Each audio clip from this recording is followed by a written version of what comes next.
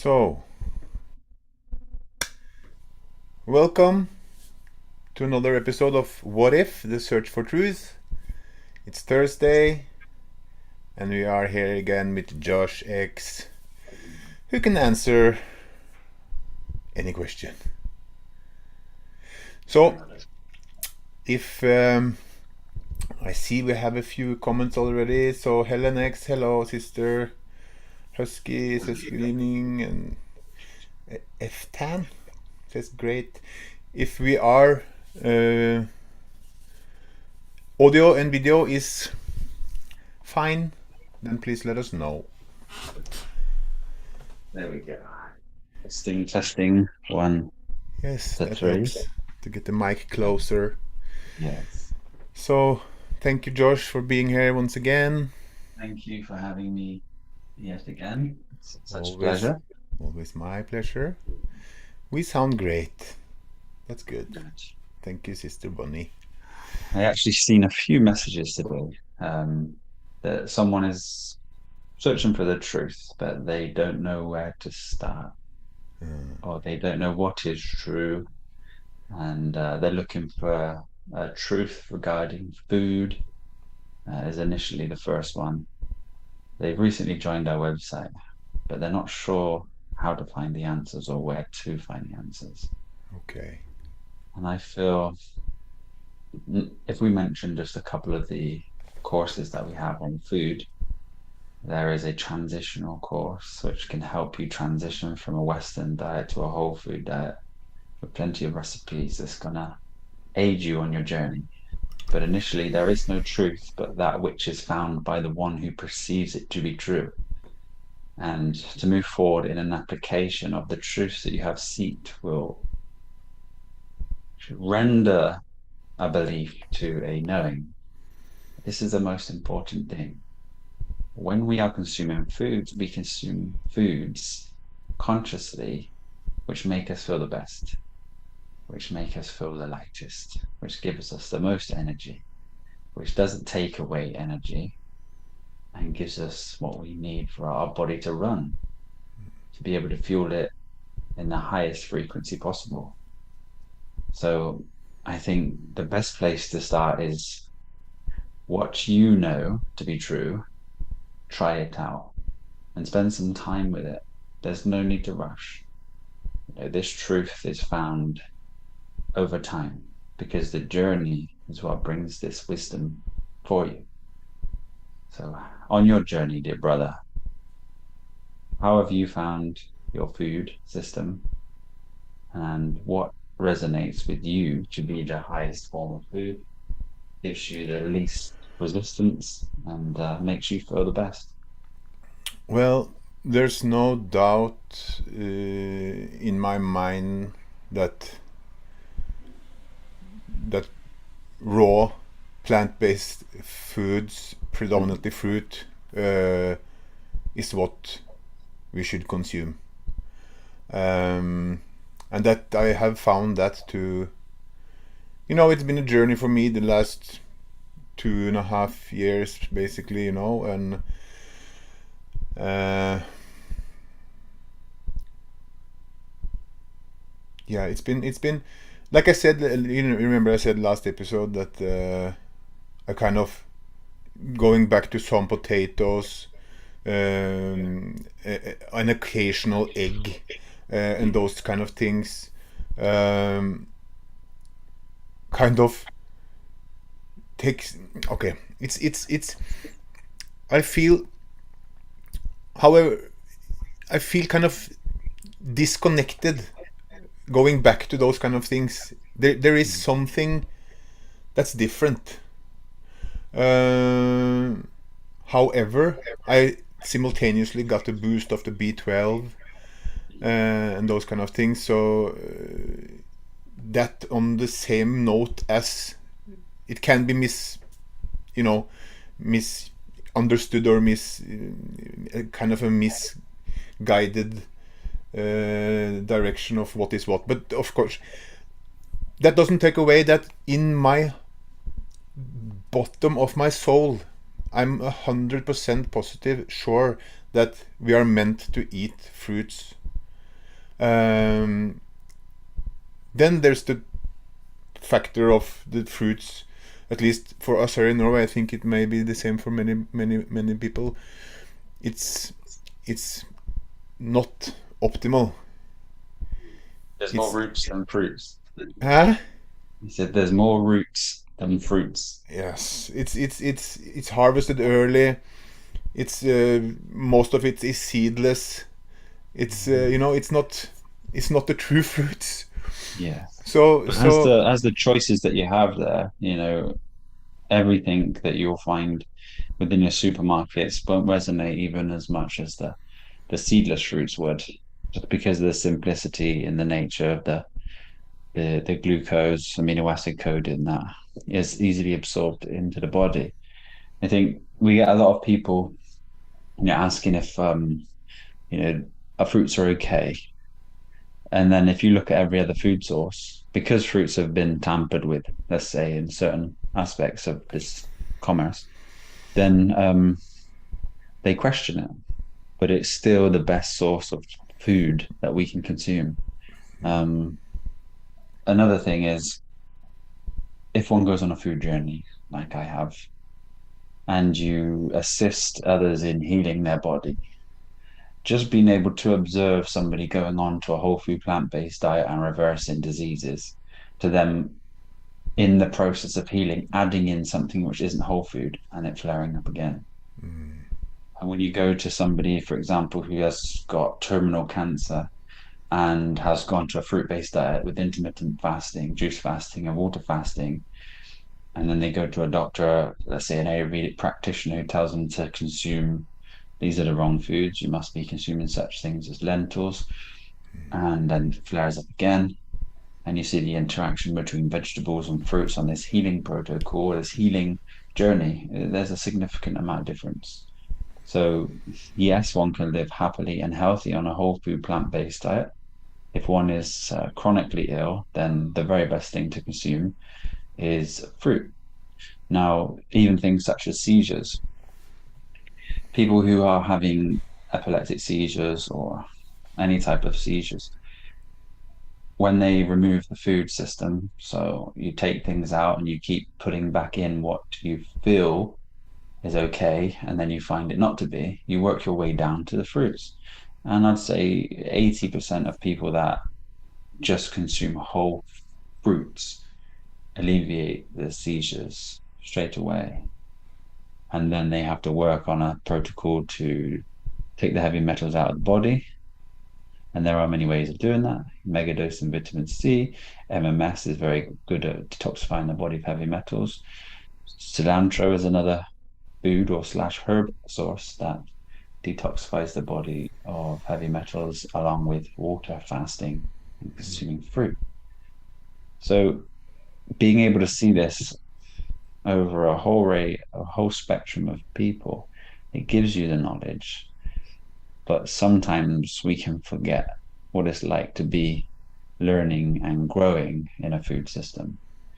So if you're here and you're new to this type of lifestyle and you are still seeking knowledge, then these are the times and places to really ask and really let yourself open up to the questions that you have. since you said that, and there's already questions regarding these things, so maybe we should just jump into the questions. Mhm. Uh, so let's go with the diet ones. Just Andreas Wallester has hello says asks, do you have any advice for me if I only have about 12 euros a day for food? Fruit is very expensive here in Austria. I have no idea how expensive it is with you. I can only kind of go off the UK prices that we have. One in the summer, I would definitely go on the hunt and look for, organic wild fruit trees. In England, we are abundant with blackberries. There are wild raspberries and apples you find everywhere. So you can always collect those in the season. Apart from that, if you are lucky enough, like the UK, to have a mass array of different vegetables and fruits, bananas are the cheapest. Bananas in the UK you can get for around about 70p, 79p a kilogram. 1 kilogram of bananas has about 900 calories in it. So if you're using 12 euros a day, I would probably buy 3 kilos of bananas, maybe 2 or 3 avocados, 3 to 5 cucumbers, and tomatoes. If you're staying fruit-based, then you could get some apples or maybe a melon. That would be your day. And you could switch that up day to day. One day you could focus more on the hydrating fruits, such as oranges. And then another day you could consume more of the starchier fruits. But you should be able to find a fairly decent consumption of fruit on 12 euros a day. I know that would be suffice in the UK. If you haven't been to a local wholesale fruit market, then I would suggest investigating to see where the most local wholesale fruit market is and try and go down there because there's some good bargains on ripe fruit most of the time.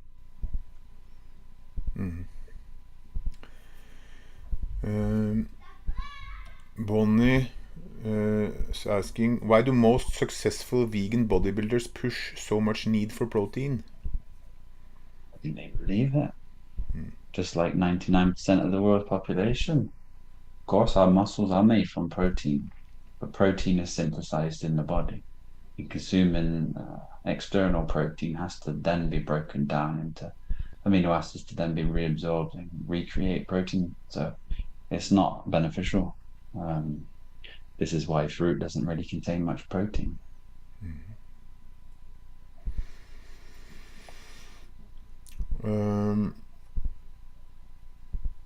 Okay, that's it for the at least food questions at this moment. Yes. We can go back to it. Let's just go to F-Tan.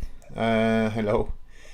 Hey Josh, I'm a UK-based guy. I've just been prescribed medical cannabis, THC, for my ankylosing spondylitis. Spondylitis,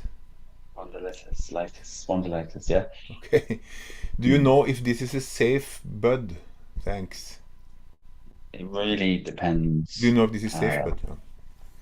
Yeah, I mean, is it a whole medicine? Is it a synthesized commercial medicine? I'd like to ask you that question. Now, if you have it, I mean, this is arthritis of the spine. So if you're experiencing arthritis, we should really move ourselves to a whole food plant-based diet and then go in a reductive way to eliminate these things and work our way towards a fruit-based diet for a certain period of time, just to see if this alleviates your symptoms. Now, if you're not whole food plant-based already, then definitely go whole food plant-based because this will remedy the symptoms that you're experiencing. And if it doesn't quite fix it fully, then just keep eliminating down to the fruits.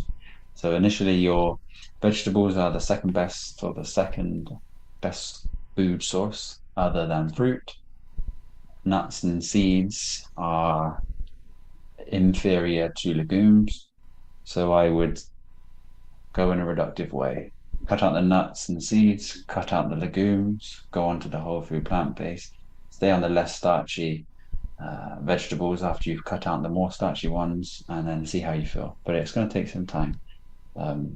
Real medical cannabis, if it was the whole plant or the concentrate oil, then this would alleviate the symptoms by reducing the inflammation. I think working alongside the diet will give you the best results. I know.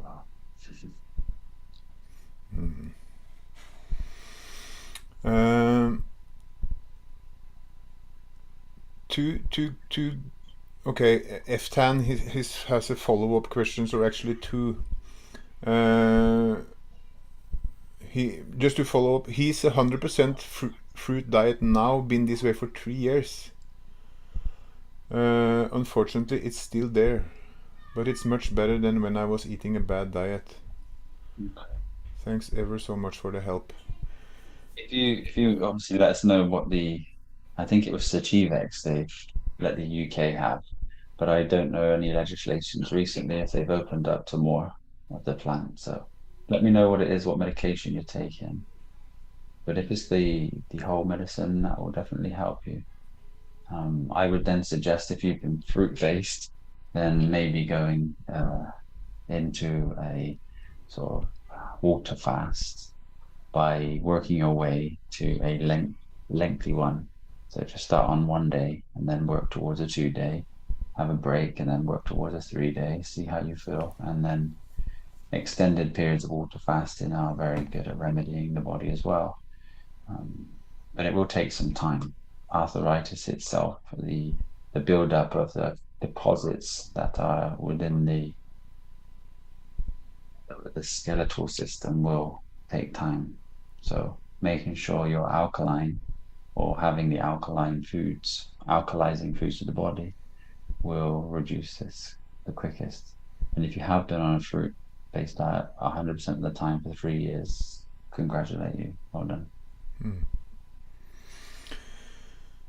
Uh, okay, just to finish up with F10, because he has a question that actually Mm. preceded this one last one. But Josh, I'm able to choose a strain that is perfect 50-50 balance of THC and CBD. Will this produce a perfect entourage effect? Um, and this is UK based, yeah. Yeah. I think it's really not an easy answer when you're going into the medical cannabis field or the cannabis field. It all depends on the way that it's grown. If it's 100% organic, and obviously the ratio of CBD and THC. There are other cannabinoids present within this, um, CBG, CBN, and all of the ratios will work in balance with different beings. So I suggest just spend some time trying what works out better for you. But initially, it might be a good idea to work on the 50-50 ratio, and see how that makes you feel. And obviously, if you're able to check if it's a sativa or indica dominant strain, and then correlate which one is also better for you, because sometimes sativas can make one anxious and keep one awake at night, and you may be looking for the more heavier, relaxing, and I would say the indicas reduce inflammation a lot more Hmm. than the sativas do. Hmm. Um, You will know your body better than anyone else. So this is essentially learning everything you need to do to take care of yourself. So the journey has begun for you. So just stay very present, aware, and very acute with your watching. hmm. Polar Camel is asking you if you could speak about the age of deception that we are in and how to navigate through it. Please and thanks. Yeah, I mean, if one is searching for the truth, they will absolutely come across a world of deception. Hmm. It's absolutely everywhere. From the moment you are birthed to what you are consuming, to the advice you get from so-called elders in the world. And this works its way from the fabric of your existence right until you get old. So the very best thing that one can do is just become aware. Take their time. Do not believe anything. Do your own research. Don't do a day's worth of research and believe something. Keep on reading, keep on searching, keep on watching.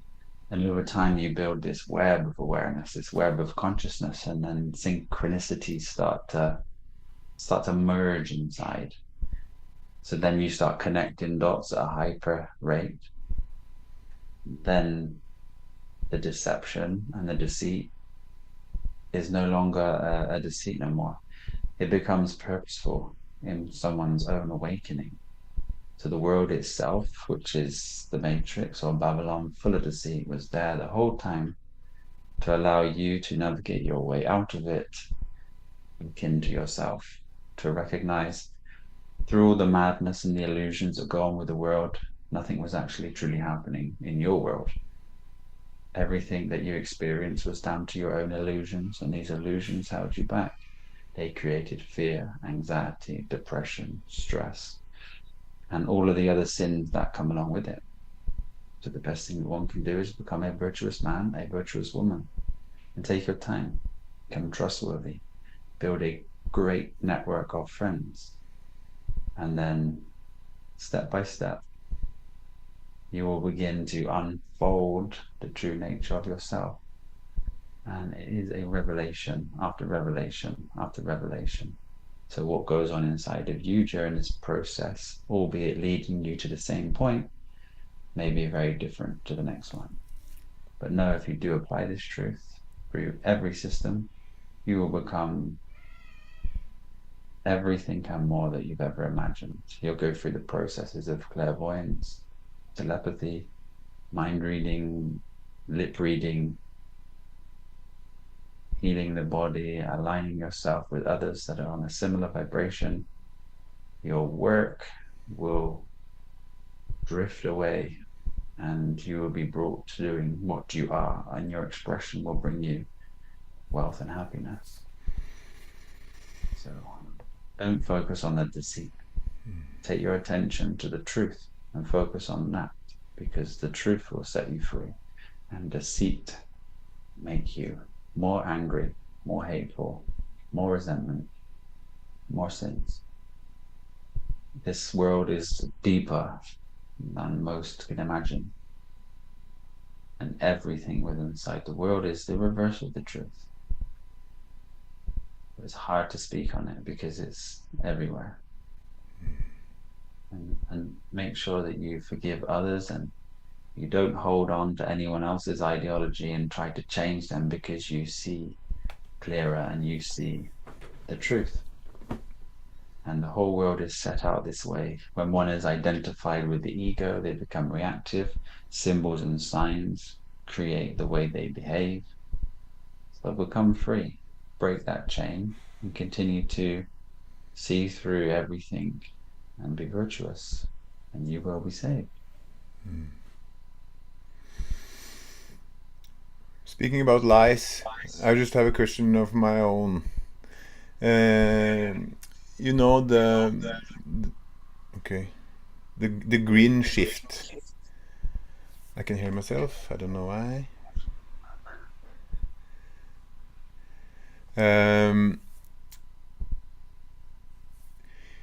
Those on the other side of the, let's say, those that claim that our CO2 footprint is gonna be the end of us, are saying that the sun is what is creating the climate change, or whatever change may occur. But we have discussed before, and sun, and I know you mentioned that the sun isn't really that warm. Mhm. So what is really creating? Is this just natural fluctuations, or what is really? I'm not saying that there's global warming going on. Maybe on the contrary, I don't know. But there seems to be a Fluctuations between shifting fluctuations. weather patterns is, I mean, because we only speculate from hundreds of years ago or 100 years ago, we have a lot of these speculations coming from the media saying this is the hottest summer in 200 years or 150 years or 70 years. And we can see that if it's hotter then than it is now, it's not actually warming up. Through the network of the matrix, they can create the scenarios that we're going to experience. So like we would be experiencing hotter, more extreme weather, but it's down to the manipulation of the weather. Now, if they're worried about these gases or the CO2, then the chemtrails that they're pumping into the atmosphere would definitely be creating much more than anything else on Earth. But not forgetting that the world itself is absolutely able to deal with everything that it is dealing with at this present time. So the most important thing we can do to take carbon out of the air is to plant more trees. And planting more trees allows more water to sit under the table, so the rivers that have risen will begin to recede again. Um, but this is definitely a fear scare tactic scenario that keeps one living in fear. Because if one lives in fear, they live in illusions, and illusions keep you from the self. So, not forgetting the whole purpose of the matrix is to evade you from the self, but also allow you to navigate yourself there with the duality aspect that is within inside the world. I wouldn't worry about these things at all. Just know that everything's going to be okay, and everything you see on TV is purposeful in keeping you at fear. Yeah, I'm not worried. Just to say, The fluctuations, as you were saying, with the weather patterns, I mean, when one sees the position of the moon, they can recognize that it becomes cooler, and whether the sun works on the sun's spiraling because all light spirals, but if it's just rotating around the earth and the moon is rotating in a 28-day cycle, the heights may vary because spirals also move up and down. Then the temperature, the wind, all these things are actually mediated by these two sources of energy.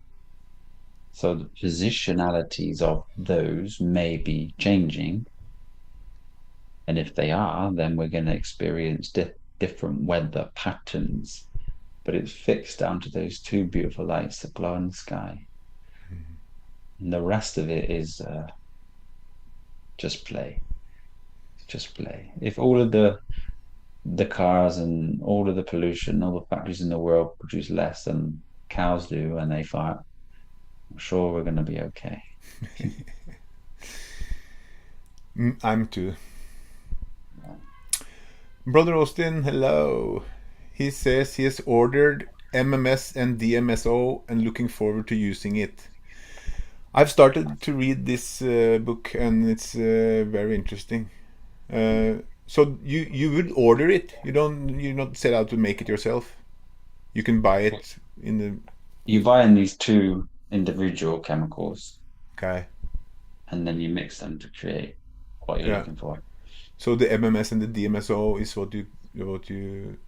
Sodium chloride and and HCl. So there's 4%, 22.4%. And then they're mixed and they create chlorine dioxide. But this is a journey for each individual. You know, I'm pro whole food, plant-based, organic living. And I think if we talk about maybe ask everyone a question here. What is your foundation? What line will you not cross? Will you stay whole food, plant-based and never cross that line, but predominantly live on fruit? Or do you predominantly live on whole food, plant-based, and will you cross the line to have a bit of processed food? Where are you at? Share with us, engage in this conversation. It would be interesting to find out. Mm. Yeah, I mean, there's so many stories that have been sweet. 10 years ago, you could find thousands, thousands. 20 years ago, thousands. But nowadays, you won't find any on the tube. You have to go over to other platforms to try and find a few. Mm. Hard. Um, let's follow up with Austin. One more question from Austin. Could you comment on scalar energy? Scalar energy is the Z wave, which is our significant other. It is the energy source that brings balance to everything on this plane. Tesla found the secret to this scalar wave as a source of free energy within our bodies. We would find this by basically essentially taking the Jacob's ladder by acclimatizing ourselves to the 7 steps by freeing every energy center that is blocked via our illusions. In doing so, we increase our energy field. And then when we rise to the top, we activate this reciprocation, which then is, you would say, the highest form of Kundalini energy, because Kundalini energy is the K that underlines the I, and the balance that underlines consciousness is this energy field that we exist in. So everything from us talking to a bee flying, to a flower blossoming is the energy of the Kundalini. So activating the scalar wave, or you would say the Z wave, the Z ion, or the E in the alphabet. This is the A and E, the two sides of the torus. You become light plasma energy. And this would be the dielectricity or the dipolarism. So essentially, within your balance, you create this wave, and it's the most powerful thing in existence.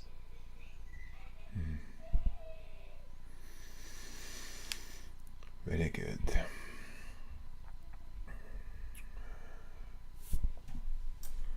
If Tan is back with a question, my last question, he says, Josh, are you Yes, it's 100% fine. are you 100% fruit based nowadays? Please, if so, what's an average day of eating like breakfast, lunch, and dinner? I don't think we have enough time to tell you what I eat in one day. I mean, I've spent so many years being 100% fruit based, and I don't give myself a fixed a dietary system, but sometimes I experience different things. At the moment, I'm experiencing different things. Like we were speaking of, I would never cross the foundation of food myself, created by me, for my family, and a whole food plant-based diet. So I would say the worst thing that I would ever eat would be a potato. I don't consume things like rice or anything like that because it just doesn't make me feel really good. Um, but I am merging back into a fruit-based diet, and hopefully soon we'll be in the Spanish sides and Portugal, so I can try to get those papayas back in, which I've been missing so very much. Um, so an average day of eating this present time, I would say I would rise, and then I would consume 5 bananas with avocado, orange juice, and a mango. Actually, in reverse. I would consume an orange juice upon rising, 350 ml, and then about 45 minutes later, orange juice, avocado, 5 bananas, and a mango. And about an hour and a half to 2 hours later, I would have my lunch, and it would probably be, let's say, 1.5 cucumbers, 2 avocados, 4 or 5 vine tomatoes, a broccoli, broken up, steamed, and I would consume that. 2 hours to 2.5 hours later, I would have another smoothie, maybe 5 bananas, some orange juice, and about 150 grams of strawberries. I would train. I would take a coconut to the gym. So I would then consume a coconut while I was training. As soon as I finished training, I would consume about 6 bananas. And after this, let's say I was having cooked food, I would have 2 large sweet potatoes with some, with it, always with cucumber. I find cucumber to be good filler with every meal. I would make some sauce, and the sauce would probably contain 1 mango, 1 tomato, 1 avocado with some salt and lemon juice, maybe with some coriander blended, and then some tomatoes, maybe some beetroot with some lemon juice on that. And then before I would go to bed, I would probably consume another smoothie or maybe a bowl of fruit, and the bowl of fruit would contain 150 grams of grapes, 100 grams of cherries, some strawberries, maybe some lychees, some chopped banana. Um, that would probably be it. That's all. There are some comments on that they think it's a lot, but if you have any plans on building muscle and eating fruits, you need your get that amount up. Yeah, And Harry Kerr says, "Wow, that's not cheap in the UK." But no, it's not cheap anywhere, unless you live where we should live. Unless you've got a friend in the shop. Yeah. Yeah. If you just open up and don't worry about what the ego says and how it wants to make you feel embarrassed about speaking to people, just overcome these fears and worries. And, the more you say hi to someone in the shop, the more you can say, do you throw away some food? And they say, yeah, when things go out of date, fruit, if it's ripe and fine, you can see that it's ripe and fine. A bit of a relationship, and you can usually get some really good deals or some free stuff. Hmm. You let someone know you're a fruit-based man living in a root-based country. Hmm. Uh, Austin's saying, thanks for sharing for us to have idea. Most people aren't eating enough on these diets. That's true. And Alan D is following up with, one thing is the fruit does not fill me up like cooked food, so I could possibly eat more. You could definitely eat more. Mm. Yeah, I Uh, mean, the water content in food fills you up, but it's so easily digested. If you haven't filled your stomach, then you won't be full. So this is why God, when someone's transitioned into a raw diet and they've been consuming cooked food, the bowls should be this big, filled up. I could sit there and eat 2 kilo of food easily, mm, sitting. But when you are transitioning, note that you will feel extra hungry because the starches are not being put into the body, which cause slight inflammation, which makes one feel fuller. mm. On Yeah. our on this new course that we're building, there are dietary examples for men, for women, for loss of fat, for gaining of muscle. Um, Today I spent about 5 hours on it, and the whole course deleted itself. I've been managing to pull some things back over the last hour, but that's what happened around 4 p.m. today. So, uh, working on my way back to pulling it all back. No But backup. it's going to be, yeah, it's going to be a great course.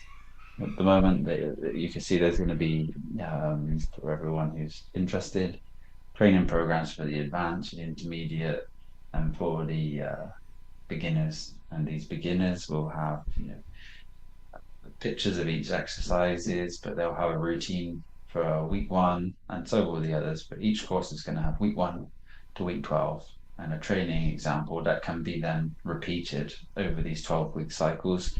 When you get to the more advanced, you'll realize that it's shocking the body and keeping the body in a loop where it is constantly promoting hypertrophy or gaining muscle tissue. And then if you consume the right amount of food, then you will continue to grow Mm. and get stronger. Jack is saying, most of the fruit around me is unripe and sour. One day I know we'll come together and make a beautiful garden for all to enjoy. Yeah. That's the plan. Yeah. I think depending on the season that you have, you can ripen the food. Right now in the UK, fruit is ripening, I would like to say. And Mm. during the winter, it doesn't, but you still get the same fruit, so they tend to waste. Hmm. Alan D says he's hardly drinking water anymore. I find the fruit has all the hydration I need. That's true, right? Mm. Yeah. The gorilla will never drink water. Um, and as you go to this more hydrating food, you realize that you don't need to drink water. This is why the commercial world tells you to drink 8 pints of water a day because you're trying to hydrate the cells after all the dehydrating food that's Mm. consumed. Uh, Project Nursery Rhyme is asking if you're eating any nuts or seeds while building. No, no, I don't really. I mean, obviously, we like the flavor of nuts and seeds and the texture, but I don't consume nuts and seeds. They don't sit very well. I feel the acidity build up too quickly, Mm. and you can get an acidic crash quite easily, which gives you flu-like symptoms, things like this. Spending 3, 4 days on nuts when you're consuming fruit-based diet is it's not really a good thing. But if you acclimatize yourself to them, you can. But I find they cause too much fat gain as well. Yeah. I don't eat nuts either, but when I once in a while try, it's I find it to be a big difference between the nuts. For example, walnuts can can work better than, for example, cashew, which is not a nut anyway. Cashew. No, cashew is deadly. They make it edible, but it's deadly. Exactly. Yeah, it feels almost deadly when it's mixed with fruits. Anything that causes allergens, when you look into a supermarket and they say bold items for the allergens, and you see their nuts and their seeds, sometimes celery, and then you can really wonder why the body sometimes has these extreme allergies to them. Hmm. Certain chemicals are inside these nuts and seeds are there to protect them to be planted. It's just like when a baby is weaned onto soya formula or some kind of formula, it's kind of rejected over time. The body gets used to it. And most children, like I've said many times before, when you are young and you have been given this uh, dairy diet, processed food diet, you probably have memories of being very uncomfortable, having stomach pains, being on the toilet, and of your young life. And this is the body just acclimatizing to these foods. And it does take some serious time. With fruit, you don't find that at all, unless it's your second day, and your body begins purging all these toxins, and you feel discomfort. Like, there was a question actually that was asked: can you get bulky with fruits? Of course, the answer is yes, but you have to consume enough. The gorilla is bulky, rhinos. Well, if you went up what is 60 pounds in 3 months, I would say that proves Yeah. that. Um, Eftan's asking if you ever grew fruit in the winter in the. Have you ever grown fruit in the winter in the UK? If so, what's growable and realistic? In the Failing. winter, I mean, the only things that are going to give you some sort of sustenance over the winter in the UK are going to be nut trees, like acorns and things like this. But it's not really a place that's for habitation. It's more of a inhabited place because of commerce. Good old Christopher Columbus, I think. There's so many conspiracy theories out there. If you look at Christopher Columbus and his name is CC, C is three, C is three, so it's Christopher Columbus, which is 33, and it's all masonry. But this masonry that people have been pulled over the eyes looking into the conspiracy world as a bad thing is actually hiding the ultimate truth of you finding your freedom. So, Freemason, free the mother sun, or free builders, people that build themselves, create their temples, and then become very free and dropping all of the concepts. But you know, in, we have cliques of Freemasons everywhere. Like in different, even here in this small place, there's. It's called Odd Fellow here, isn't it? And it's like some kind of a branch of Ah, Freemasons. okay. Uh, but what it seems to me is that it seems to be the people there are mostly business people or people who have some kind of a firm, be it painting or Yeah. building companies or whatever, and they seem to get a uh, stand in front of the line when, for example, uh, If fine comes, they can find their way out of it and court judges and yeah. there's not many judges anyway nowadays. But yeah, it's a click-based thing. But that's also been overrun from the true meaning of Freemasonry. These people that are not into Freemasonry. They are just calling themselves Freemasons.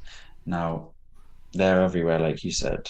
When I was younger, I was looking for others who were on a journey, which is very, very hard to find. And I phoned up Freemasons because there's so many levels to Freemasonry. 33rd degree, then you get the 66, and these grandmasters, etc. But becoming a member, you have to go to a meeting, and then they have biscuits and sugar and coffee and all these things, and it's not for someone that's seeking the truth, because it will distract you. This individual journey that you have everything at your fingertips in this day and age. You don't need these secret societies. You have educators, you have online access to a vast array of information. All of these occult knowledge books. Something like the Order of the Orient. Um, One of the groups, I think Madame Blavatsky had it set up, and there's one that still remains in India at this time. And obviously, Order of Orient, orientation is knowing your way around. And these systems there will help guide you. But what we teach and what we're sharing is going through all of these systems, trying to learn all of these things to then figure out the simplicity of it. And essentially, you are uh, creating demons in your thought forms, and you must tackle them. And every idea that you have holds you back. So surrendering these ideas to future experiences and trying to change the past brings a level of freedom.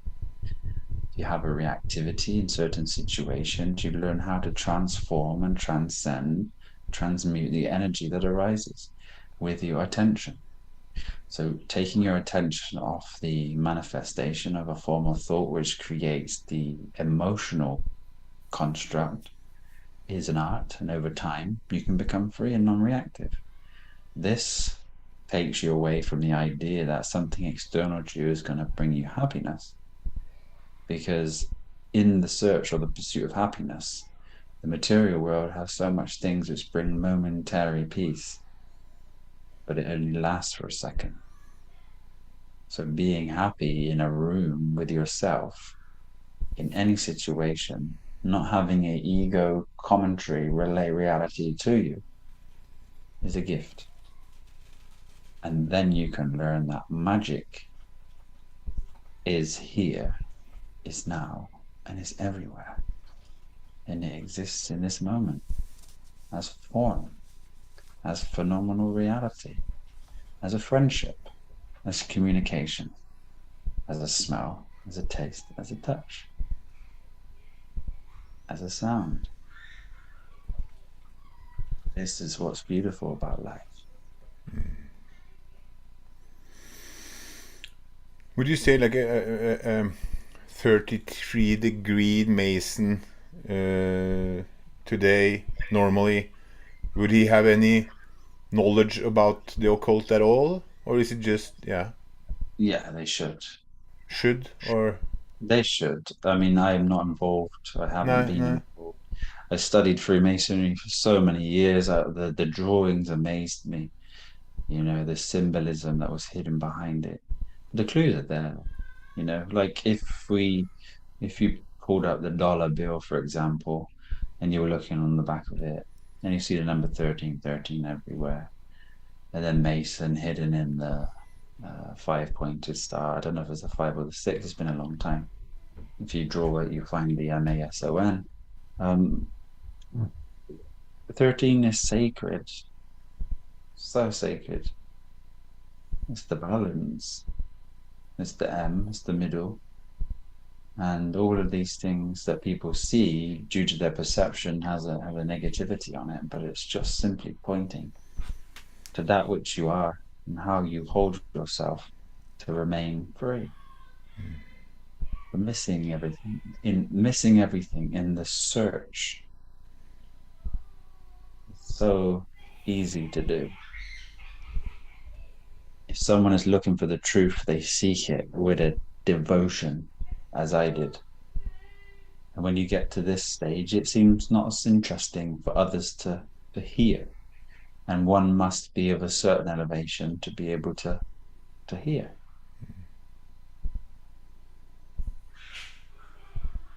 I think everyone on their level, if they ask the questions, the answers will be given here.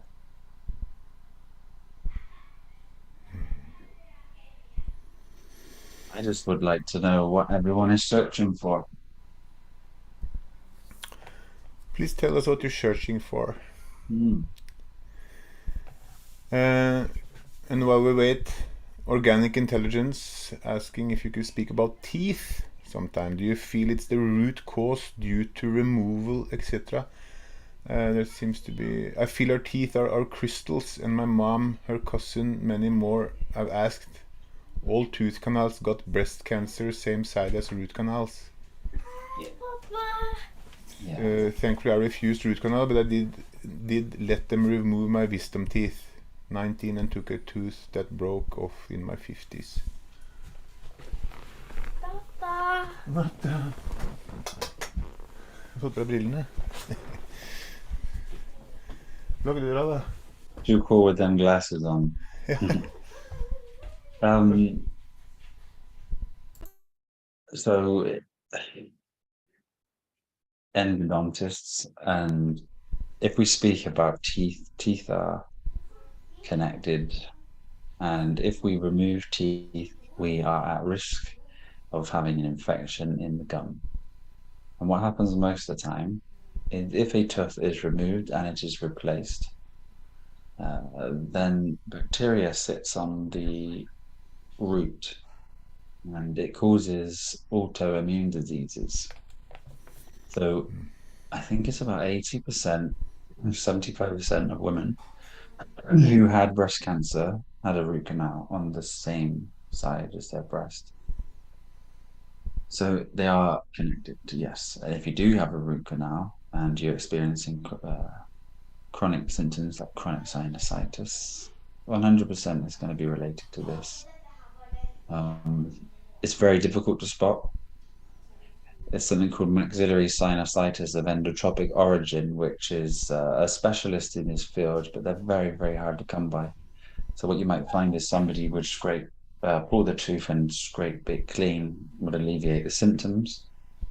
And then if one on this journey doesn't take antibiotics and tries to go along um, doing a natural path, this may regrow after a couple of strongs, couple of weeks, and then the symptoms will come back.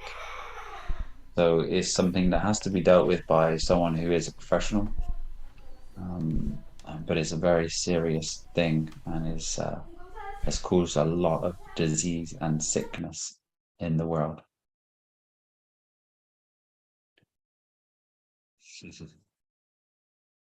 I stopped as you muted. Yeah. Should read the comments. So here we go. Yeah, now there's some. Well, let's take it from where we were. Just Austin is asking, what's the significance of the Kabbalah and the Tree of Life Sephiroth? It seems foundational. Yeah, it is. It's the foundation. Um, this is where the main 10 answers come into play. Apologies, I'm just going to find your question. What is the significance of the Kabbalah, tree of life, etc.? So essentially, this is all religion. This is just one way of explaining it. So the Jewish Kabbalah is a mystic approach to handing the simple truth to what we speak here. So elevating one's consciousness through cleaning out their temple, creating the pathways to enlightenment. The Kabbalah, as I'm sure you are aware from previously, is the K-Abla. And this is to enable by becoming the K, which is balance, which is 11 in the alphabet, which is L even. And the symbol of 11 is these twin pillars.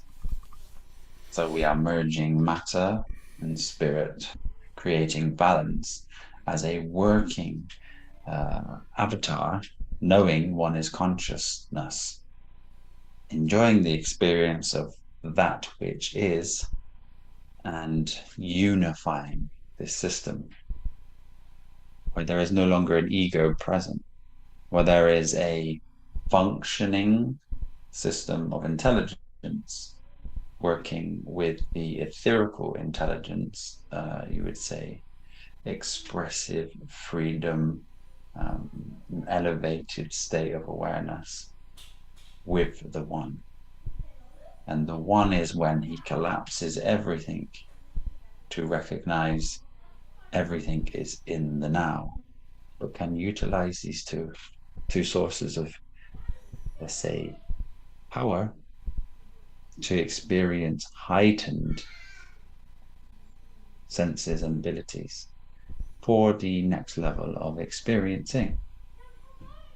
So within the game, or within this experience, one can metamorphosize and transform at ions to experience a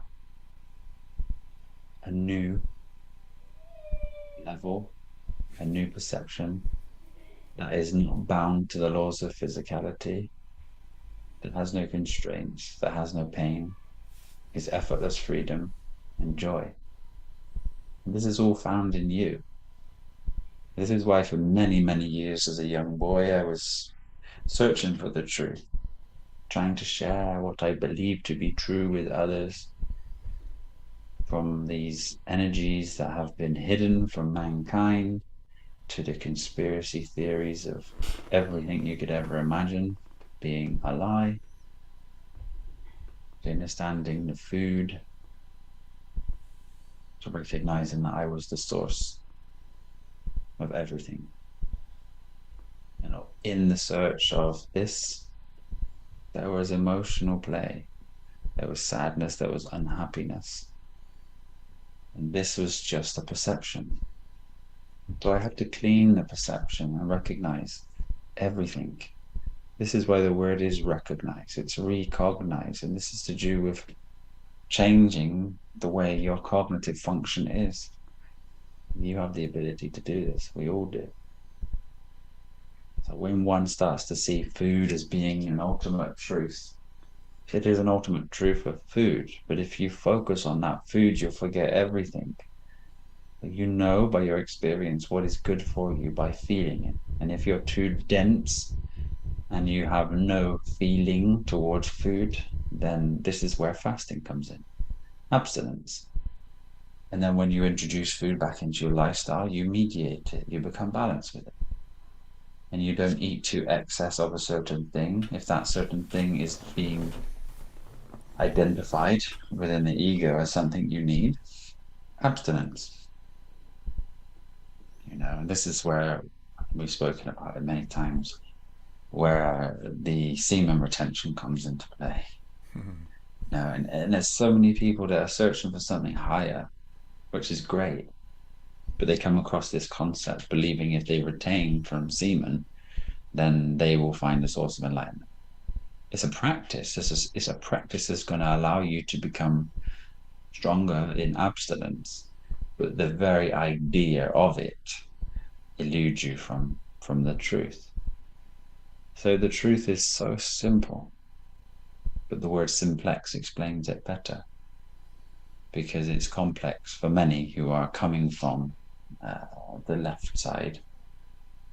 Because how can something so vast, a universal consciousness of the one, be found in simple, or the simplicity of doing absolutely nothing?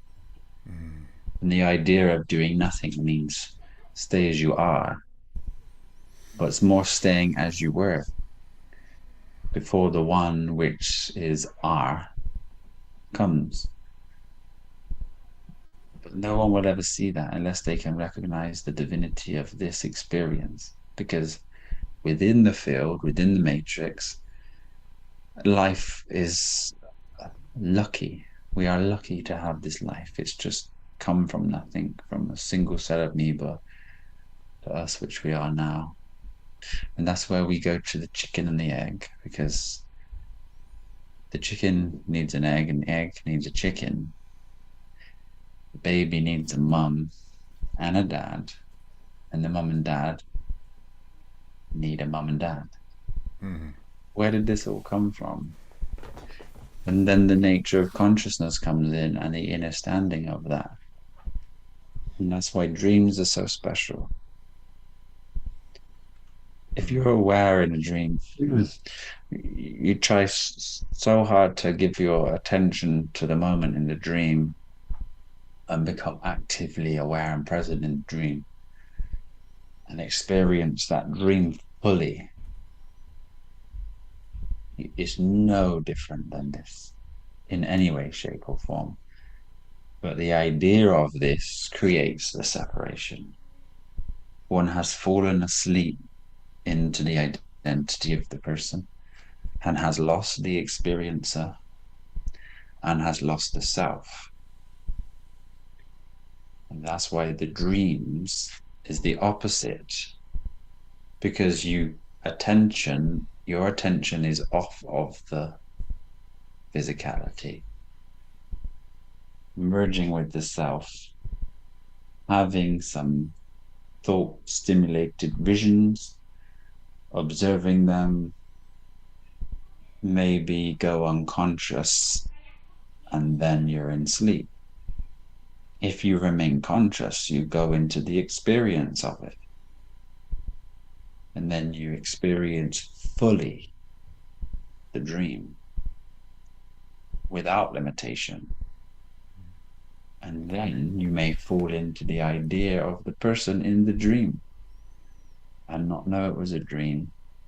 Experiencing months, years in your dream fully to then come back to this bonded samsara cycle. But these two recognitions tend to come hand in hand. You tend to be able to recognize the experience is found in the moment with your presence, and the presence is seen by something higher, the watcher, the all-seeing eye, the observer. And then the recognition of that allows the dream to become very vivid, to be able to engage in dreams.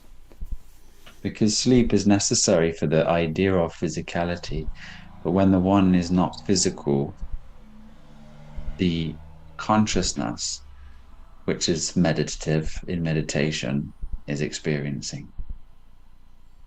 So sleep can be meditation. You can shut your eyes and then experience something beyond your wildest dreams. Because that's mostly for me, at least, what they are, wild dreams. would you say would you say all dreams are kind of telling you something, if you were to be aware in every dream? uh, I'm, like I've said before, just starting to dream because of putting away the joints. So but to me it seems sometimes absurd, the situations in the dream. And so I'm curious if it's something to take. Do you need to kind of, how do you say, decipher the dreams? No. No, I mean, everything is for experience. Mm. Even the idea of the ego is within the self.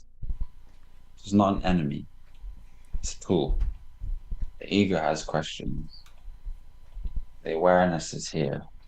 So when one is engaged in sleep, the consciousness which has manifest the ego that the questions are lie or lie in, then comes through into your sleep. And it works out naturally. Sometimes you'd experience fears to overcome them, or scenarios, or even the daydreams that you have about what if this happened, or somebody you wish to see, or somebody that you miss very much. Like, I, I can visit, let's say this is very difficult for most people, is my family in my sleep, and experience them there fully, touching the hair, smelling the head, kissing the body. It's just fully there, no different. And within that dream, I can then experience another dream where I'm speaking to my family about that dream that I just had to them in another dream. And it's just this is it. And we search for something when we're everything. And that something takes you from everything by the idea that that something is going to bring you happiness. In the pursuit of happiness, the recognition of all of this is what brings happiness, experience, and the idea of it. You remember, when I was younger, I dreamt more. I have a recollection of that, and I remember being told that because it's not very unusual experiencing falling in dreams. From a Mm-hmm. top, from a high-rise building, you can fall, right? Or Yeah. teeth coming out. And I now I can't remember what those kind of things were a symbol of, or what you could take away from it. But I remember there was kind of something, yeah, falling. You can means that, and the tooth coming out means that, and yeah. Mm-hmm. Mm-hmm. So I think there's like a place with wakefulness and sleep, and in between that, most people tend to fall, slip. Even dogs, you watch a dog do it and wake up.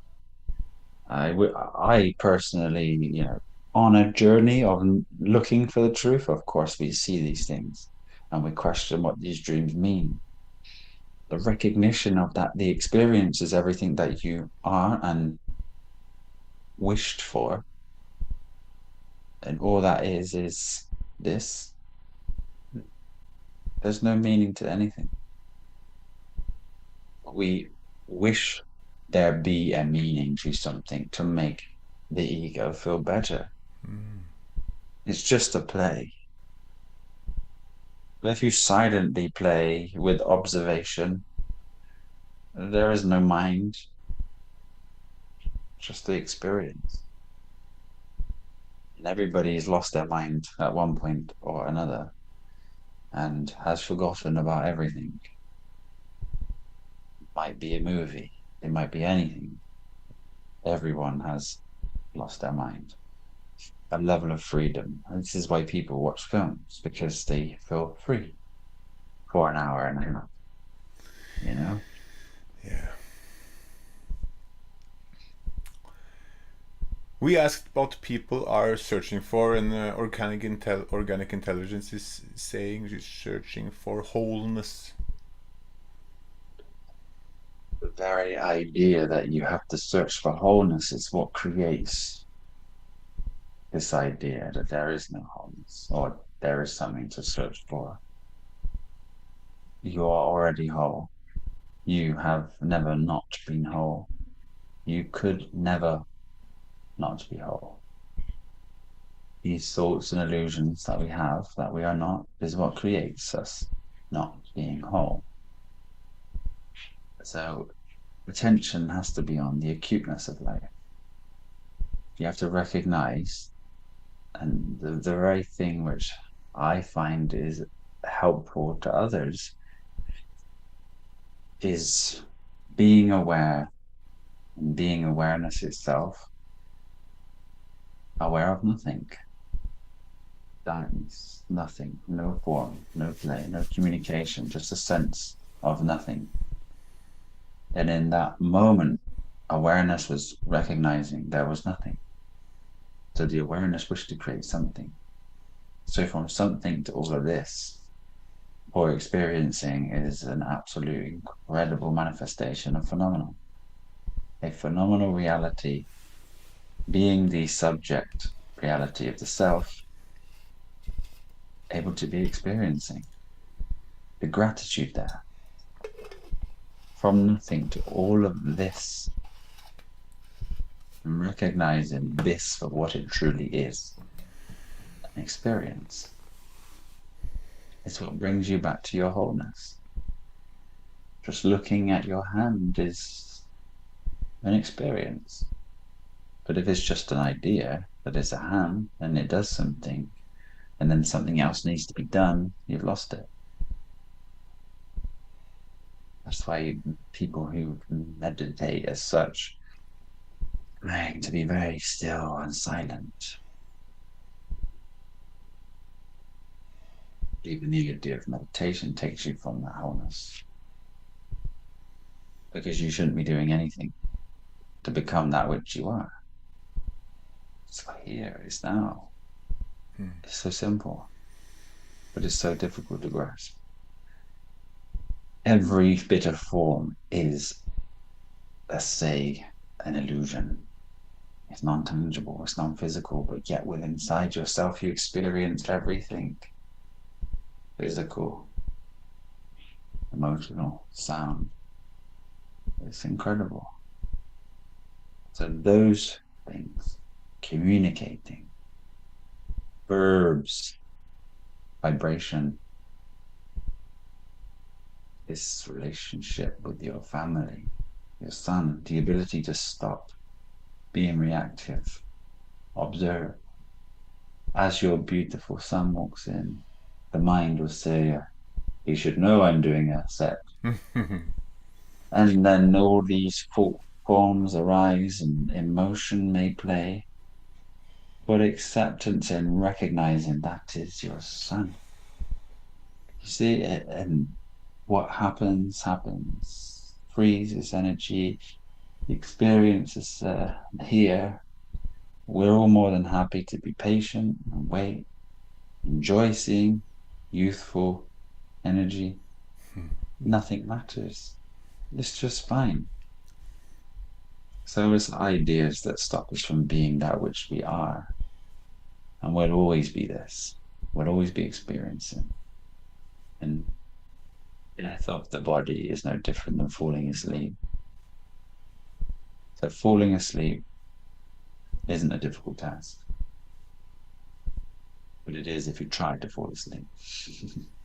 Because then you're not falling asleep.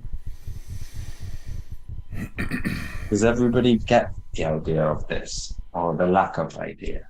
And if they don't, please pull in your questions because once this is grasped, the game is over.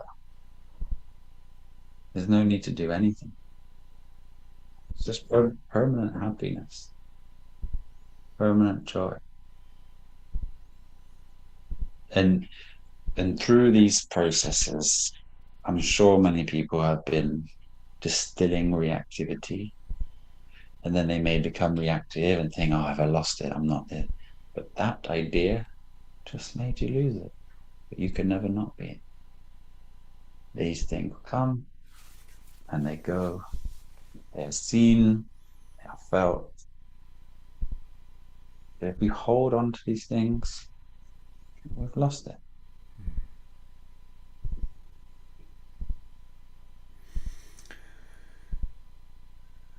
If Tan is saying he's no longer seeking, just expanding now the dissolution of I has been practiced to a high degree.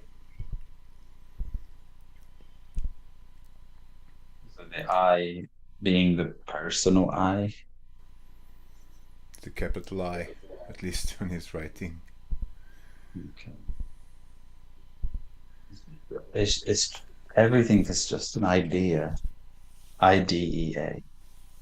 The conscious form of the energy. And we are not even an energy. The I has created the energy. That's the one mystery. The Godheads. You explain the beginning of the I.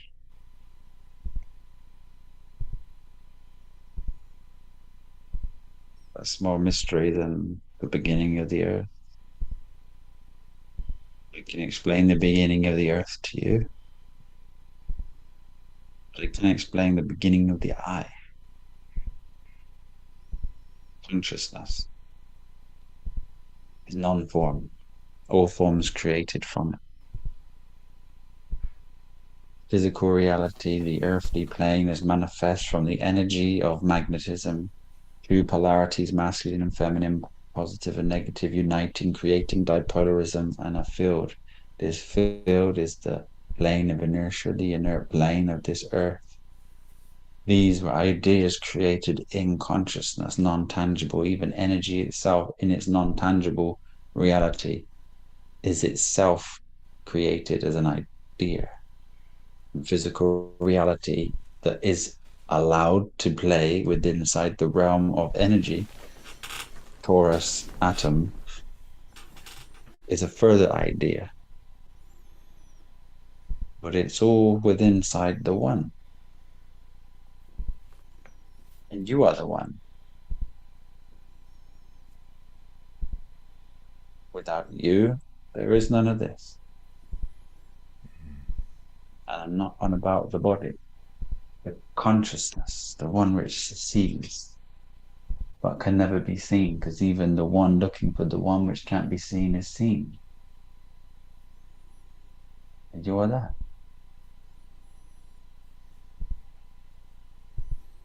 Give thanks to more than seeing.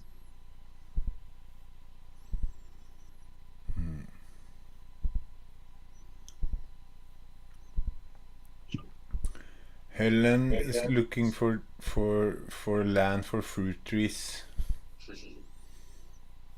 Searching for land for fruit trees. As are we all, or at least a lot of us. A wonderful thing to be able to do. You return back to the simplicity, and there's no need for toil. No need for dinner plates, no need for cutlery, tables. You're just warm, consuming the foods which were made for you from the garden with the organic, wholesome, whole soil, full of microlife and bacteria, creating perfect mineral balance. Everything is perfect, just the way consciousness intends.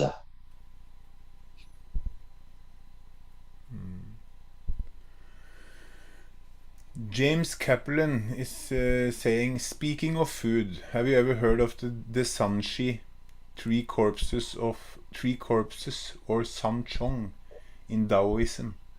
If you have, can you explain more? Let me read this. Where is it, my brother? It's almost on like 5, 6, 7 comments from the bottom. James Kaplan, speaking of food, 8 or 9 comments from the bottom.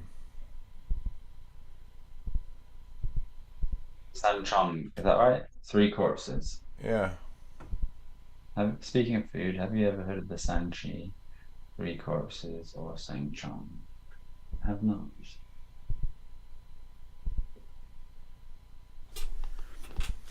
So the three corpses is the idea that there's a psychological belief that demon creatures live inside the human body and they seek to hasten the death of the host. This is absolutely true, but they live inside the ideas of the person. So, albeit a different explanation for this, what we're sharing in a different religion, different culture, it remains the same. These are thought forms, these are demons that one identifies with as they have picked up over time. And they absolutely will create a faster death of the body by the ideas that they are carried. Well, it's very true. And these pictures that you'll see with these demons, like with certain different types of heads, etc. This is always related to all of this mystic religion. It's so very simple. And that's what's so special about being able to see through all of these symbols and signs.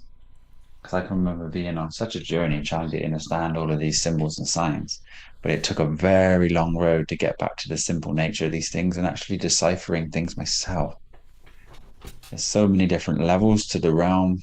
Energy is one fundamental basis, which gives you a insight into symbols. And then correlating that with the physical relationship with energy is another. And then you can have the eyes to see. Um, but demons are very real. Demon is to remove oneness. Oneness is essentially what you always are, will always be, and have always been. But your ideas take you from that, which is the demon, which is the thought form, which is the ghost.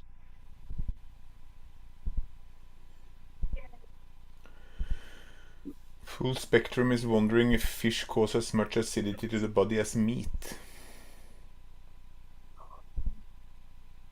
I think red meat is more dense. It carries also more emotions, and there's a lot more processes that go on with it to keep it from being diseased. So, yes, it's worse for you. It's still not an optimum source of fuel. It will cause acidity, but the lesser form of acidity with all sentient life.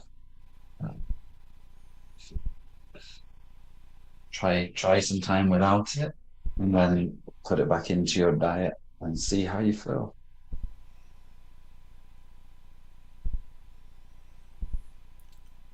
Lisa, Sister Lisa Berg, hello, is searching for Hello, sister. complete truth.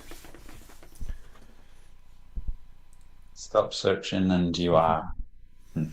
But we, as personified characters of ourselves, we can search a multitude of truths.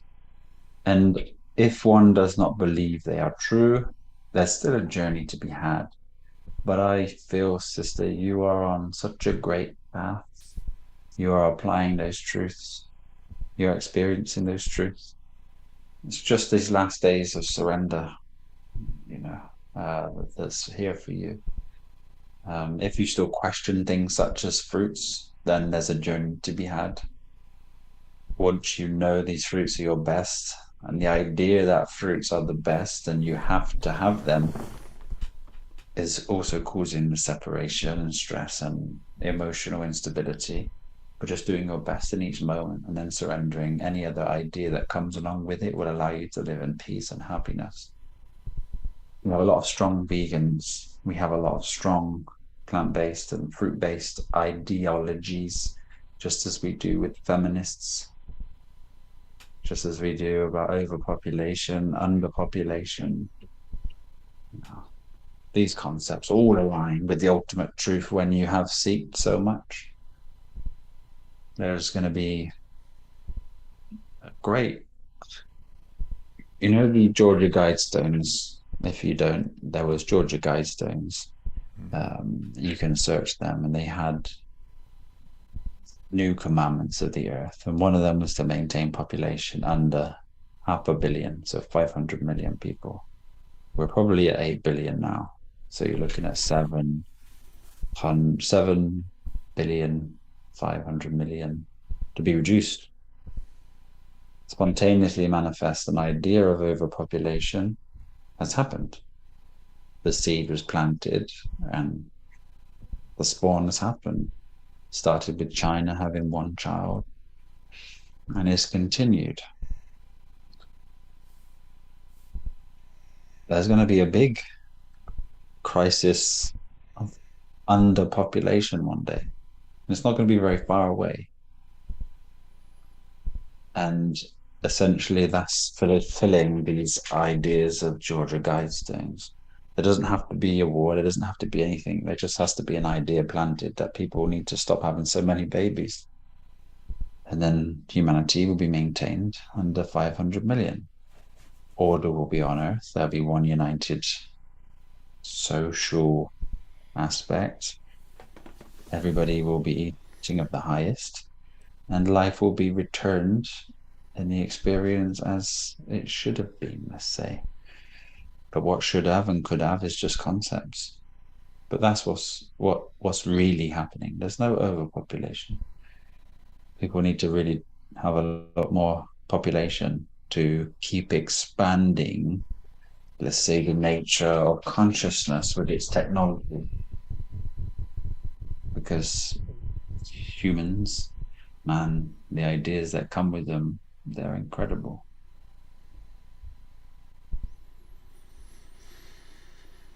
Mm.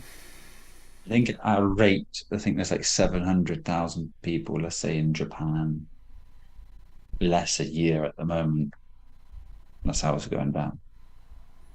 That's not because of death, because that's a natural cycle. It's 700,000 less people every year because of underpopulation.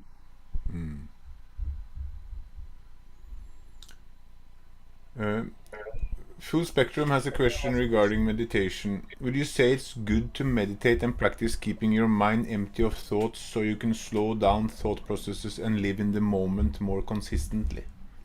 Really great question, and it's really difficult to understand. I'd like to put up that question because I'd like to give you a definitive answer, maybe from two dimensions. Would you say it's good to meditate and practice so you can slow down the thought processes and live in the moment more consistently?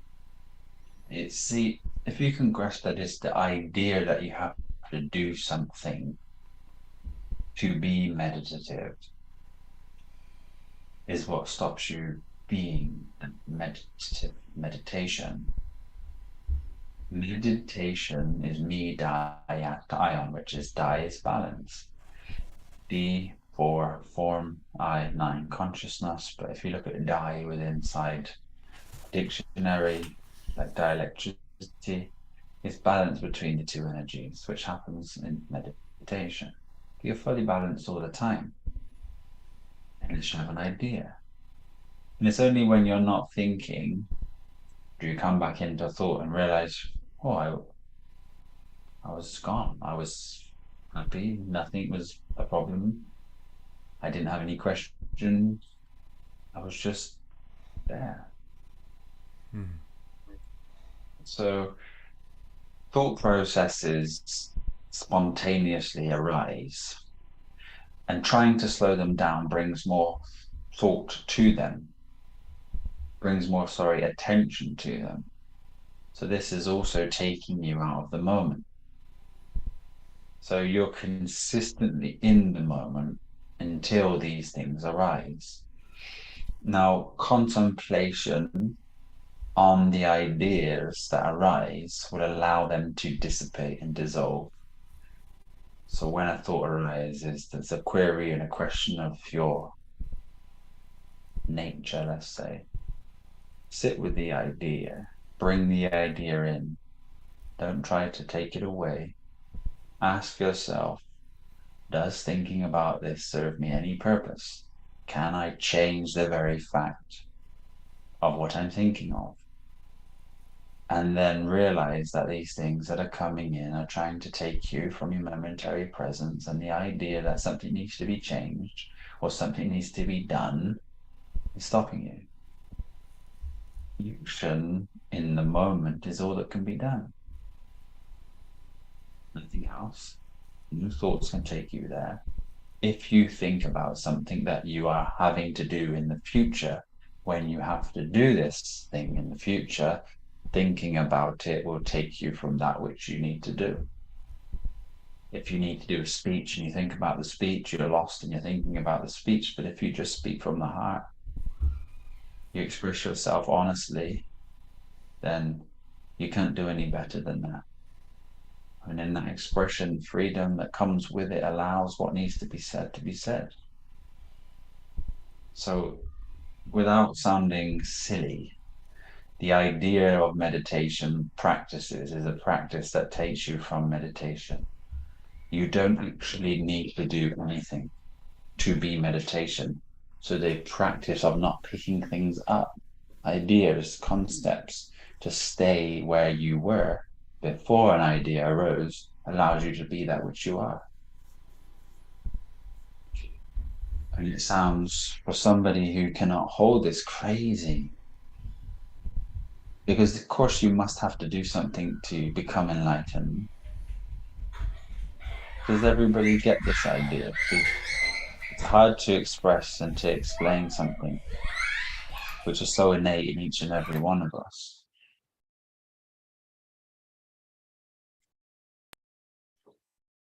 Let me know how this resonates with you, and if you can try the idea of not picking up anything, essentially remaining yourself, recognizing that life is an experience and you are experiencing,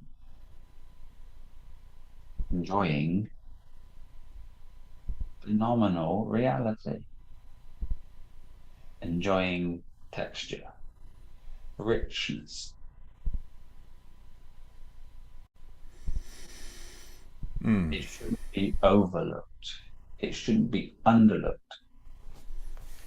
It should just be seen, experienced to the fullest.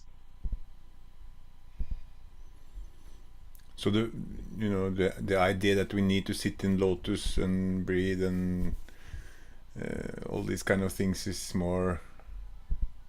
Let's say that the imagery of those that sit for a significant amount of time becoming enlightened is not becoming enlightened. Everyone's enlightened until the idea arises that they are not, or something arises that takes them from it. Those beings that sit in that position are not of the world,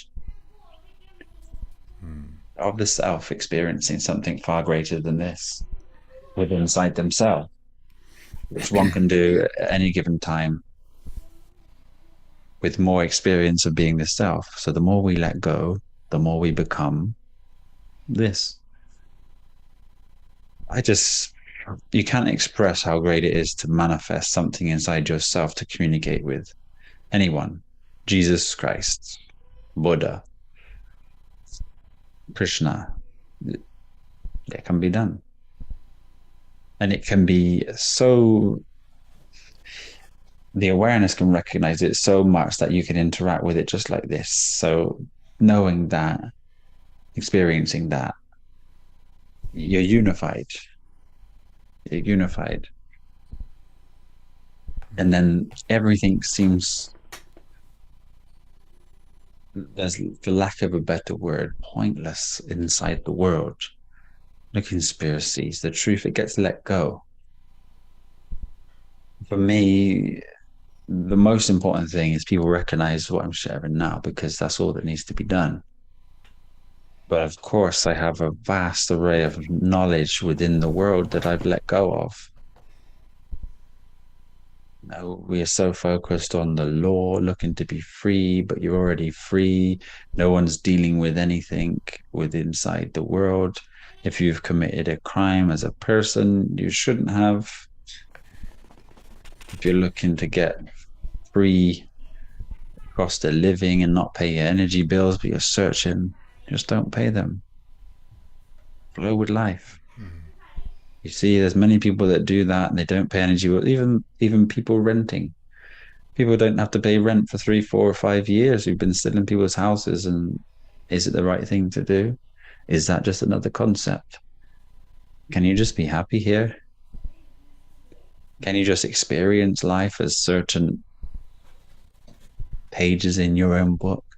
This is the greatest story that's ever been told.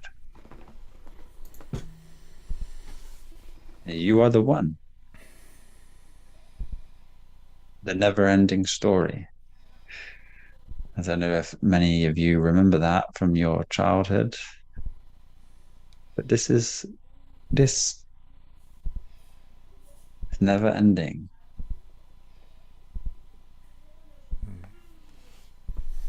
So much peace comes with it. So much peace. Yeah. There's so much things I don't understand, but at least I'm so blessed and so grateful that I've come to the place where I can have the trust that there's nothing I need to do. I'm just along for the ride. That is How does life. it feel with you when I say things like you don't need to search because you are the truth? Does that open up some questions? Does No, it no, no, how no. That's basically because looking back, I can see looking back at my life where I have done things that's not done by me. If you understand, it's like I am 100% sure that what is meant to be will be Can you exactly. see can you see that life is just for experiencing? Yes, And whether you experience it with joy or sadness is your choice. I go And if for people joy. and if people say that they don't have a choice, it's because they don't understand that dimension of energy that comes from thought. Mm, And then recognizing the thoughts that take you into a state of emotional instability, blocking up your energy centers, create the negative experience. mm. And when they're open, you're free and just happy, boundless. And then a thought will come and take you. I'm not There's, saying that I'm like perfect in any way, but at least how my life is for me at this moment in time is effortless. mm, There's mm, no there's no there's no resistance. There's no If I feel resistance, I reevaluate if it's something I need to do or not. yeah.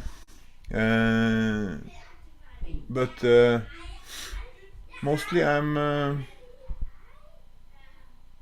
very happy. I'm I don't get caught up in things as much as I did before. I would say not at all. I can still share a good conspiracy, but but That's an experience. yeah, yeah. But does a conspiracy get you angry? Does a Mm, conspiracy cause you stress? no, That's no. It that's the used to. idea. It used Yeah. to, but this has been a process where I also have learned that this is And choice. that's not what we want to be experiencing. And does a desire to tell others exist, where before a desire to tell others causes friction, causes emotion? I think Must be the full moon tonight behind you. yes. I think maybe we have to cut it short today because I think my wife need help with the kids. They're quite lively today. But at least um, for me,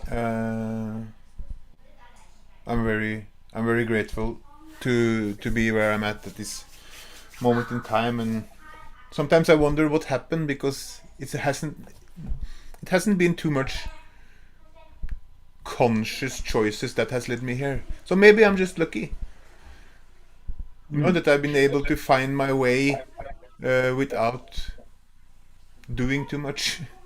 Yeah. I I've think been that you are very inquisitive and it led you to a point. And then when we were able to meet each other and have lots of communication, just those ideas that were there that caused some instability were recognized for what they were. And now there's no friction. Because I just remember when we first began to speak, it was just we've been through it. Everybody goes through it.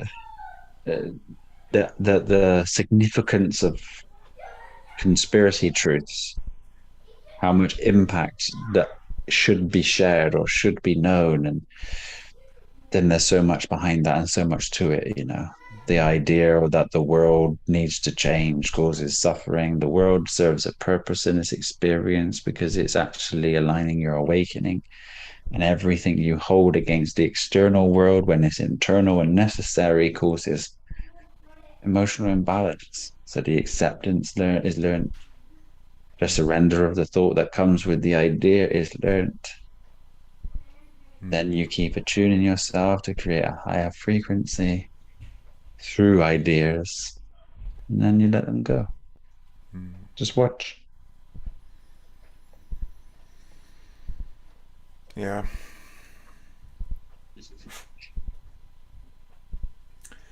There's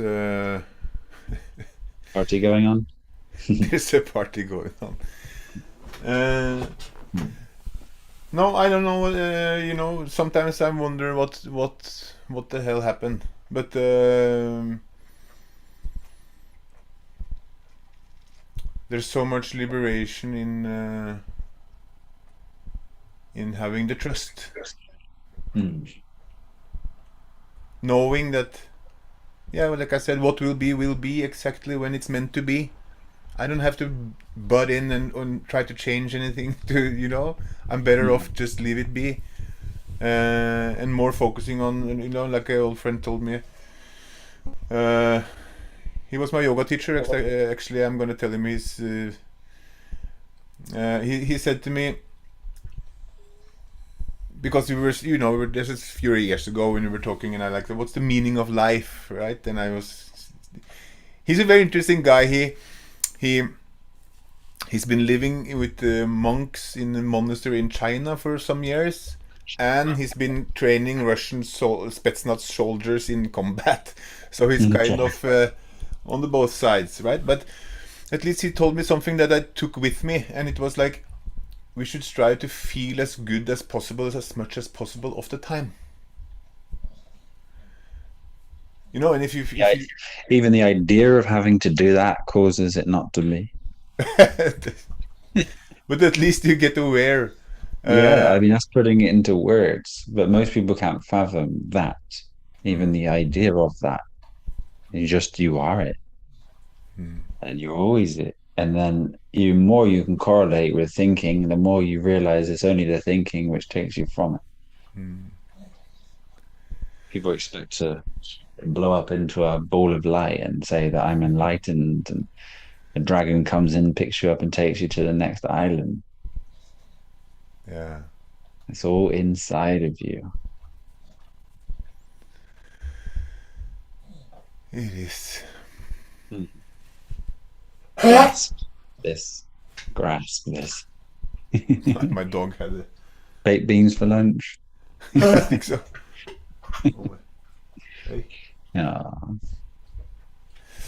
Okay. wonderful. Wonderful, wonderful, wonderful. I don't know if there's some questions that came in as we were speaking, but Full spectrum. If you're a man or a woman, I say you are the man or the woman.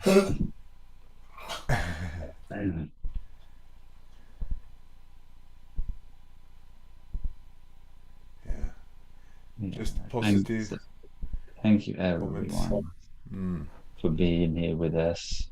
Remember that you are the light of the world in all of its adequacy. I need some honey or something. Still, hey, it's okay. And He's the probably light of been. the world. Sorry, brother, carry No, on. no, no. I was just gonna say he's probably been eating something he shouldn't have. Yeah, we know what that's like. Hopefully, he'll recognize it and make choices. Mhm. Hopefully, But we don't need to look anymore. It's here. So we just remain here. We don't try to change anything. We just go with the flow. The highest. A lot of people in the spectrum of truth around here, it's very difficult to grasp that. Very difficult. And I would say if you find it difficult, then let the idea that it's difficult go. Let the idea that it's wrong go. Stop the idea that something is right, and keep going with the flow, because life will bring something to you that will show you. It's a wonderful journey. And if you do resonate with it, you feel it and you can see it, then I congratulate you in your freedom. thank you, There's a attention seeker there. Did thank we you. have any more questions before you have to go? It's a shame. It's been a pleasure talking with you It and having all always these is. wonderful people with It us. always is. Uh, Now seems to be more gratefulness for your Hmm. time and wisdom. Uh, so I guess we're good to go. Yeah. The great work, as one said, Brother Austin. This is what it is. The Great War with K, the GREAT. It's a wonderful, wonderful experience going through the elements and learning everything about yourself and the capabilities that you have within inside. Everything is inside of you. Even the outside is inside. Now you know the as above, so below, as within, so without. Everything.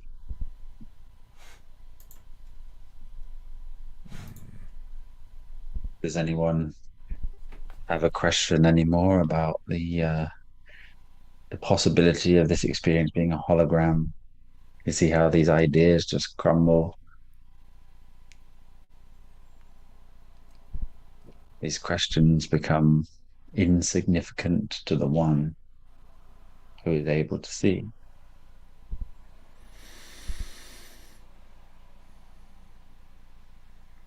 James has a question. I don't know if it can be answered in a short way, but where do the thoughts come from? You. Yeah, well, there's so many different dimensions to explaining this. You could say within inside physicality, there's an energetic expression, and on that expression, there's a level of thought that exists on a vibrational wave. And if you exist in that vibration, these level of thoughts then appear within inside the awareness as a connective mechanism. On another level, thoughts arise inside the one, which is I, as a separation from itself. The idea of the thought comes for one to be able to recognize the idea and transcend it for one's balance. Essentially, everything comes from within inside the self, the one. Everything is coming from within inside the one. But those ideas of thought planes exist within inside the one. So they will just appear, and your attention off them allows them to disappear. But to keep them at bay and never return, the contemplation on the idea of the thought must be dealt with. You must dispel the demon, and you'll be free. The So less truth you apply and the actions of your truth, you will continue to create more thoughts. Sorry, brother. Carry on. no, I was just gonna say. So a thought is basically energy Yeah. as An well. idea, An idea. a puff of a cloud, like in the cartoons. It's just, Mm. but it comes from within. But so does the world. Yeah. I probably said this before, but how I've kind of thought about it, at least, or when I is that is that what the thoughts or whatever I need to make a decision or do something that I'm meant to do, I will be provided. Maybe you're totally wrong, but at least it's the thought of that makes me not think. If, Yeah. Yeah. It allows one to let go yeah, of yeah, the idea that yeah, you need to think to survive. yeah, yeah, yeah. Mm, Yeah. The situations arise in your experience to allow you to overcome. That's what the world is of suffering. You identify the world, you become suffering. You let go of the world, suffering alleviates itself naturally and organically. mm, That's why you don't need to do anything. And let go of the idea that you do because your life will change in a rapid concession. You'll be free very quickly. mm, Instantly is freedom.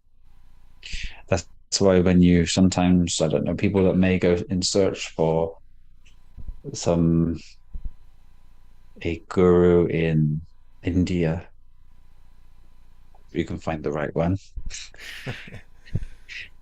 The highest teaching is the simplicity of what I've said there. The greatest guru will consistently return you to this point. Nothing to do, no teacher, no practice, no student to look for. Recognize this moment, the power of this nowness. You're free. With every trail of breadcrumbs that I leave, I am hoping that it aligns one to be able to see the clearer picture.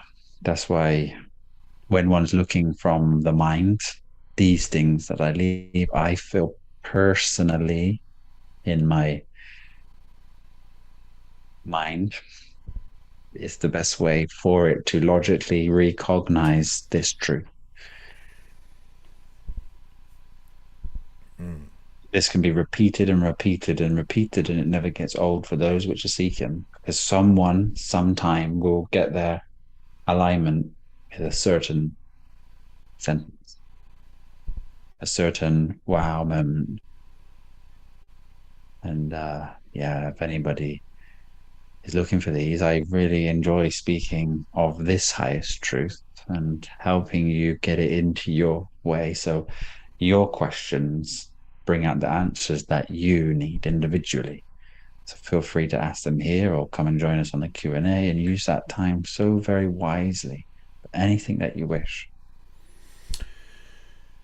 Yeah, I would recommend everyone. I know many of the beings here are in the X family and they are in the Q&As, but if you're not, come join us, because that's another place where you can get your answer, get your questions answered, Yeah. and also a lot of courses to broaden your horizon. Um, there are some questions. I see we are basically 2 hours in, so please join us next time and raise your questions again. Thank you. Ever so close to the fitness course I'm building each day. Don't delete Uh, it again. yeah, it's work has to be done to bring it back, but I'll make sure it's there. And our promotional video is being sent to us on Sunday, so I will put that out Sunday evening or Monday rising. I look forward to seeing it. And Did you yes, just one question? When you deleted it, did you have any feelings arise? no, No, no, nothing. it's no nothing. Just acceptance. What can you do? Mm. Not even a What can question if maybe I'm not no, meant to give out this course. no, nothing. And No. that's the great thing about the work, Mm. because some people smash, drop their phone, smash it, and crumbs, their life's ruined. Instant surrender and acceptance allows you to be free at any moment like that. It's great practice until it becomes effortless. Mm. I see just full spectrum had he's looking forward to hitting the gym on 10 bananas a day. Then that's Bananas a meal. yes, exactly. 10 bananas a meal, my man. But okay. Yeah, you make sure you eat more than 10 bananas if you're looking to gain any sort of muscle. You will Mm. still change shape and things if you do have such little food, but if you're looking for mass, there'll be a plan for you there. Mm. Okay. Thank you for your Thank you. time. That's my line. Thank you for your time. And thank you for all of your time. Josh, most of all, thank you for your time and your wisdom and your gnosis. And I know people appreciate you so very, very much, and so do Well, I, I love you as you all very know. so very much, and I appreciate you all being here with us. And your questions mean a lot to me. Mm. They do, because where to start starts within your questions. Mm. So Please think of some today, tomorrow, over the next 7 days until next time. Mm. So it gives great content to this, and then we can help expand awareness. As we were going to say earlier, sorry to continue this call. I know you have to go, but when I started the Patreon and we were doing our Q&As, I don't know if you remember, but the Q&As were because everyone had a lot of questions. I mean, so many were answered over that year, but they were like 6 hours long. Do you remember? Yeah, there were some long ones. They were long. Oh yeah, So if you have fear listening to them because they're so long, they're full of great content because there were so many yeah. questions at the beginning. But it's beautiful to see the family now. They're kind of very, very just happy and And what we saw so many times is that, one being's questions is very much likely another one's. mm, So there's a lot of, you will get your answered question, your questions answered basically by listening to those Q&As. yeah. Seems. But there's fear to ask any question with us, even if it was in a Q&A and you want to try and find it. The more you ask, the more people become free. So Mm, this is a place for questions, family, unity, and truth. And then if we apply those truths, we let go of them chains, mm. them unicorn chains on the crown, copyright logo. Hmm. Say thank you. Okay. May peace fall upon your feet, be recognized. That each moment is a gift. Enjoy your night with your beautiful family, as I will, and each and every one of you take the time out to be present. That is the gift. Thank you. Did you hear that? Take the time out to be present. Time doesn't exist.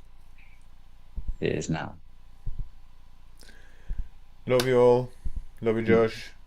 Thank you so See you much. again next week. And Spoonie McClown, come back with your question in a week, and we'll answer it. I look forward to it very much. Thank you. Okay, bye bye. Bye bye.